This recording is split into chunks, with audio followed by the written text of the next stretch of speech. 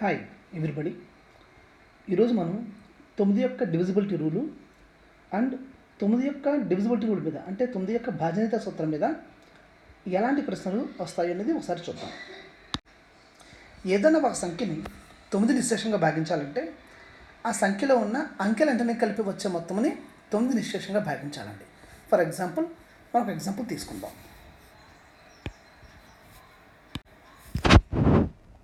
ఒక నెంబర్ 73854 అనే ఒక సంఖ్య ఉందండి.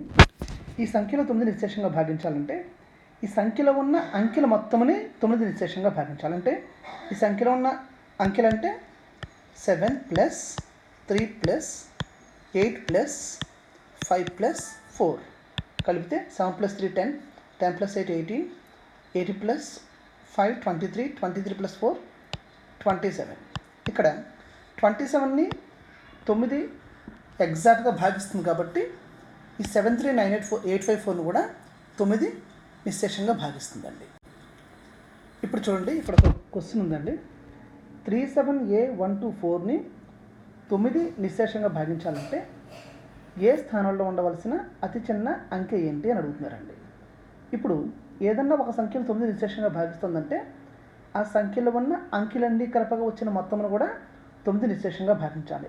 ఇక్కడ ఇచ్చిన సంఖ్య 37A124. ముందు ఈ 9ని ఈ సంఖ్యలో 9 నిశ్శేషంగా భాగిస్తుంది అంటే ఈ సంఖ్యలో ఉన్న అంకెలని కలపాలి కాబట్టి మన అంకెలని కలుపుదాం. 3 + 7 + A + 1 + 2 + 4. ఇప్పుడు అంకెలని కలిపితే 3 + 7 10, 10 + 1 11, 11 + 2 13, 13 + 4 17 + A. ఇప్పుడు మనకి ఏ స్థానంలో ఉండవలసిన అతి చిన్న అంకె ఏంటి అంటున్నారు. ఇప్పుడు 17కి నెక్స్ట్ ఏ నెంబర్లో 9 నిశ్శేషంగా భాగిస్తుందండి.